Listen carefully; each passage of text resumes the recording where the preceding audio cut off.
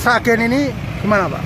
Dalam agenda apa? Jadi gini, ini adalah agenda Safari Ramadan ya Ketum AHY di Jawa Tengah.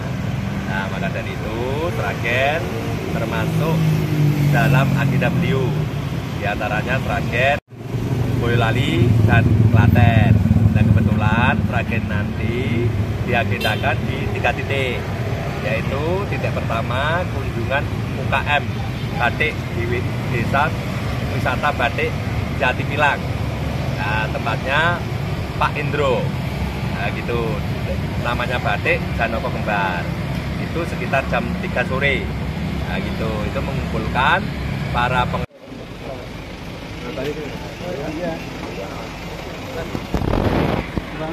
jualan yang biasa kita. Jadi dulu batik Kita kelola reseller. Kita kelola reseller. itu memberdayakan anak-anak Untuk tetangga-tetangga yang sekitar pekerjaan. Kalau itu yang Oke, ya.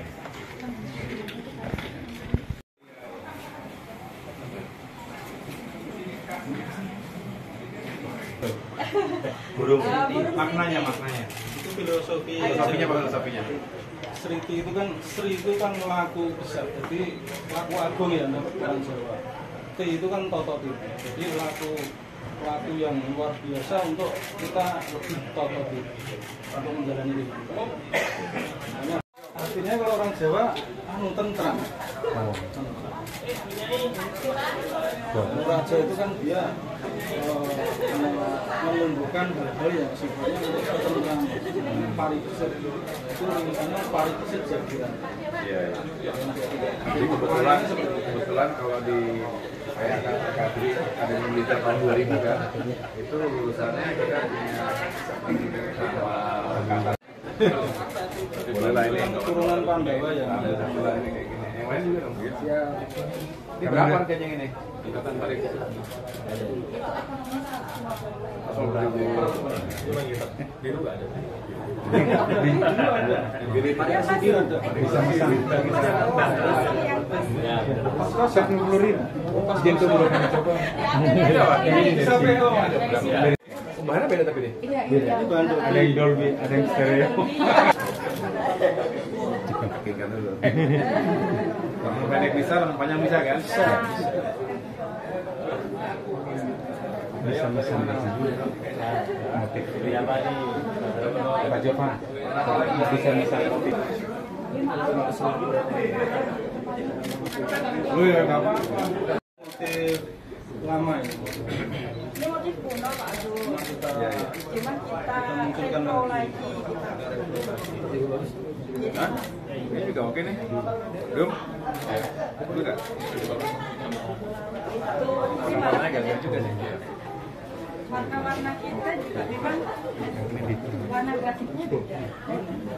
Ini kan Pak? Iya, sama. Ya, ya.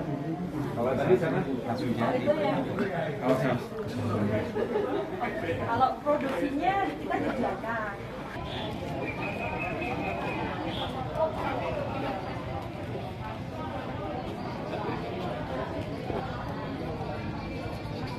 Iya kasihnya.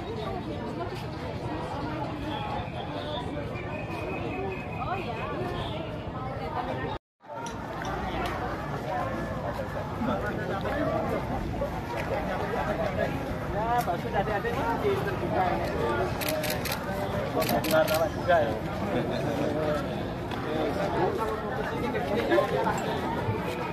Iya. Ini Pak Tukangnya Pak Kades ini. Pak Kades. Ini Pak Bayan yang nanti.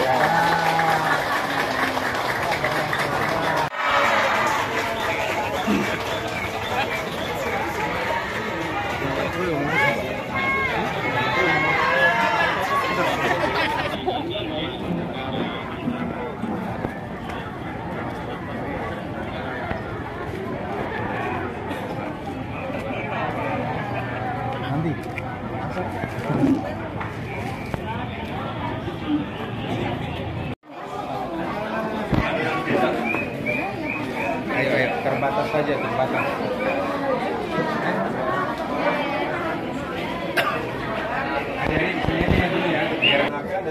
kan Pak? Karena memang ini warisan budaya yang luar biasa dan menjadi warisan UNESCO juga gitu ya. Pak SBY.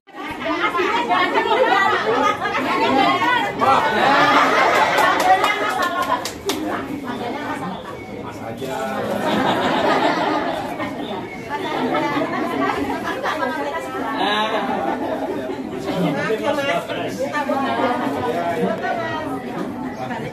Saya foto boleh nggak sampai itu? Senyum. Ya, gayanya dong, gayanya kayak bebas cuma satu dua tiga. Sekarang ketawa. Iya. Terima kasih. Silakan Bu. Dapat presiden. Oh iya iya. Kalau kita nanti ada Online ya. Kita sini. ya, perlu bimbingan nanti supaya lebih maju lagi gitu. Siap-siap, nanti bisa Kamu Diana ya. ikut Salah ya. ikut Siapa bagian tadi namanya? bisnis. Ini ya. Ibu, saya semuanya ya. Salam untuk keluarga ya. Terima kasih.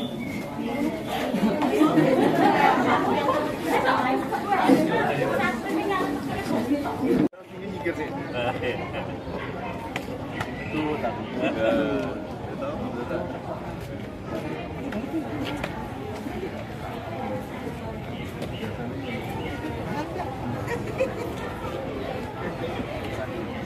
Atas kunjungannya di Desa Pilang, Kecamatan Masaran. Yang kami hormati dari pengurus DPP Partai Demokrat, ada mungkin sekretaris, ketua DPD Bapak Rinto Suketi, juga anggota fraksi Partai Demokrat dari Provinsi, DPR RI, dan DPRD Kabupaten Kota, pemilik batik Nur Fatimah, Ratno ya, Ratno. Terima kasih hadir di sini. Matur nuwun warahmatullahi wabarakatuh.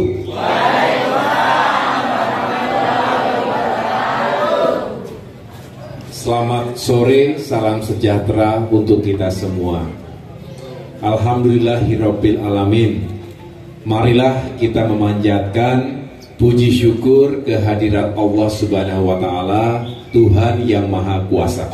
Bahagia sekali hari ini bersama keluarga besar Partai Demokrat, datang dari Jakarta, ada yang dari Semarang, yang jelas keluarga besar Demokrat Provinsi Jawa Tengah, terkhusus lagi yang ada di Kabupaten Sragen.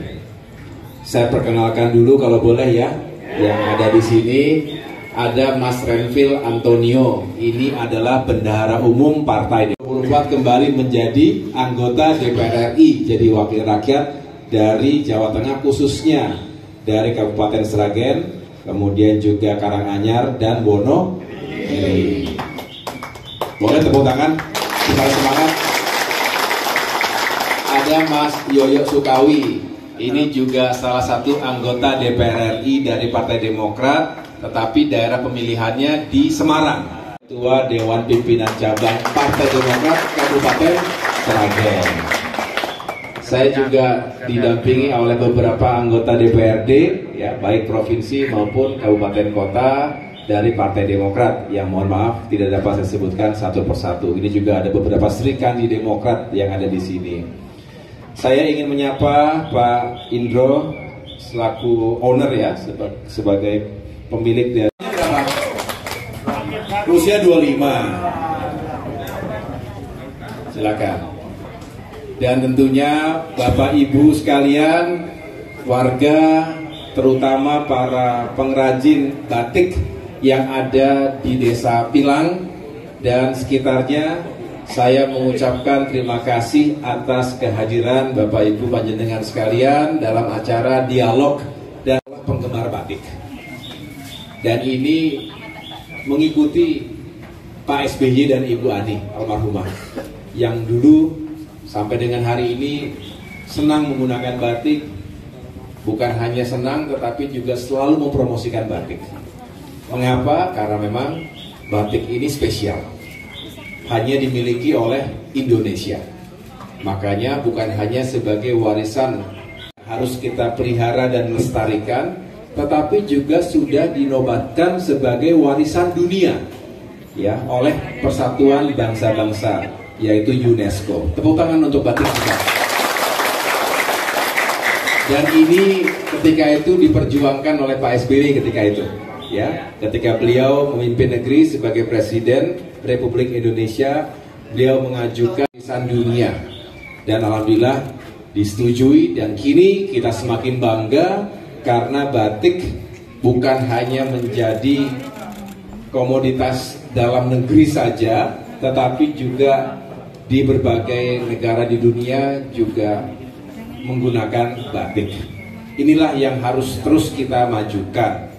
Kalau tadi saya berkunjung ke Batik Suci Alia, semakin memperkuat pemasaran secara online.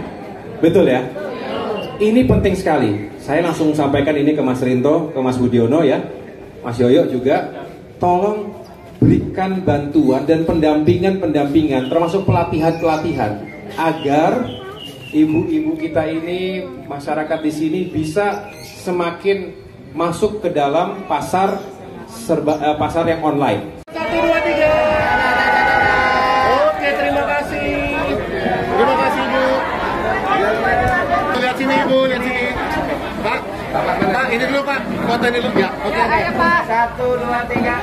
Lagi 1, 2, 3. Oke, terima kasih.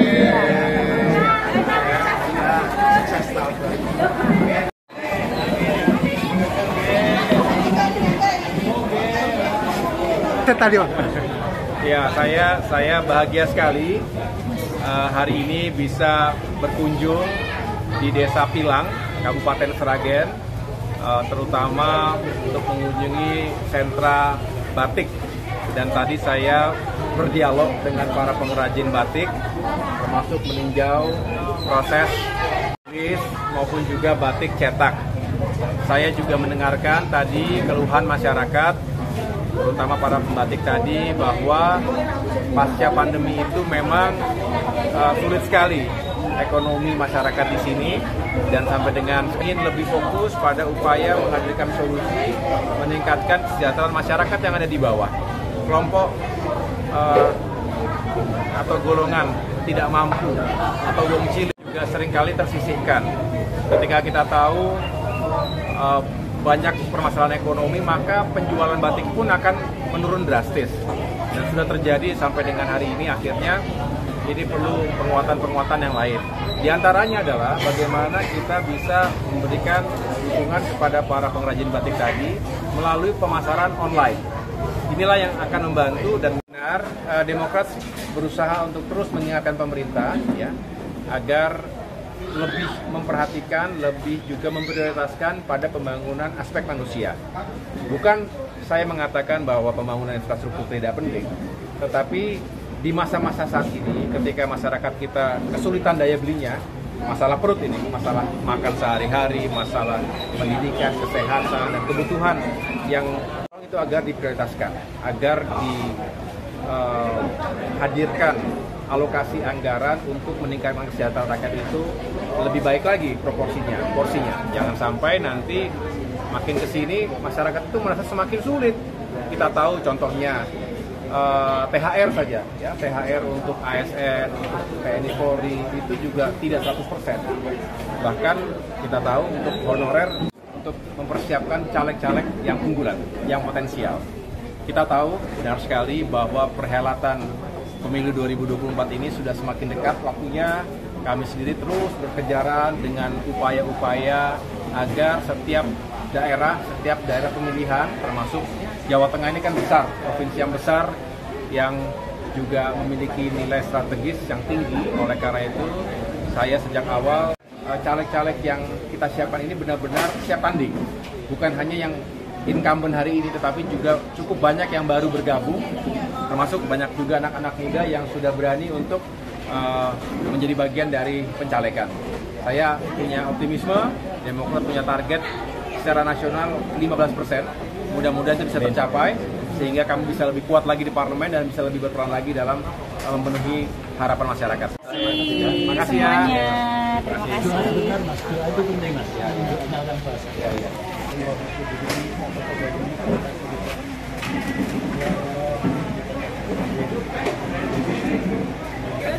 Pak Aye.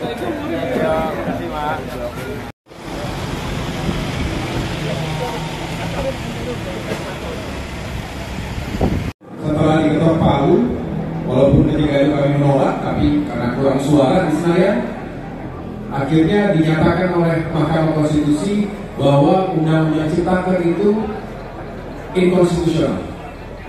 Diminta untuk diperbaiki, dikasih tenggat waktu. Nah, alih-alih diperbaiki, justru dikeluarkan Perpu. Ya, nah, padahal ketika itu kita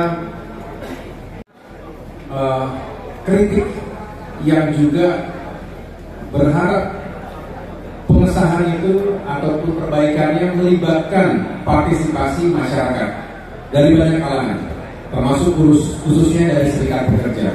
Nah, sedangkan itu tidak dilakukan dengan baik. Akhirnya lagi-lagi mengundang banyak protes mahasiswa, para aktivis, termasuk juga serikat-serikat buruh dikecewakan dan dirugikan, dikorbankan oleh produk yang namanya Undang-Undang Ciptaker tersebut. Demokrat kembali menolak kemarin, tetapi lagi-lagi kita tidak cukup suara. Oleh karenanya ke depan, jika insya Allah Partai Demokrat bisa semakin kuat di Senayan, di parlemen, dan bisa kembali ke pemerintah nasional, maka kita segera perbaiki dan segera para pekerja, tidak merugikan anak-anak muda. Mohon doanya. Ini yang kedua tadi dari list bisnis rakyat, betul ya? Nah, tadi bertanya bagaimana sih menyiapkan mental kita supaya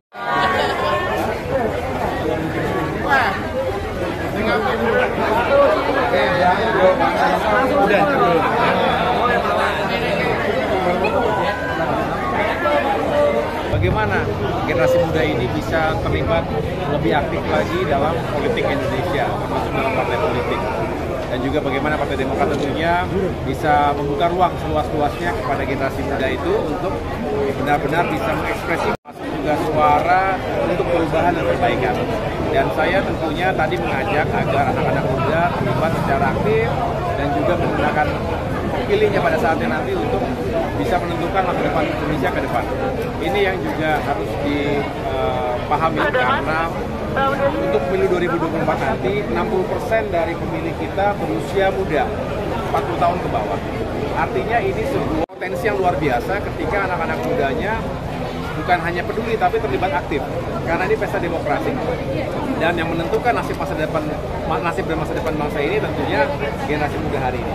Oleh karena itu sangat baik dan sangat kita ingin terus gelorakan agar anak-anak muda tidak apatis, bahkan kalau merasa memiliki kesiapan, baik itu kesiapan secara fisik dan lainnya, mari bergabung dalam kegiatan-kegiatan politik ke depan. Kemudian yang kedua tadi Mas Bro ini, saya pikir sebagai seorang politisi selalu memiliki cita-cita dan cita-cita tersebut tentunya insya Allah baik untuk bisa meningkatkan kesejahteraan masyarakat sebagai putra asli ya. Tentunya setelah menjalankan amanat sebagai wakil rakyat.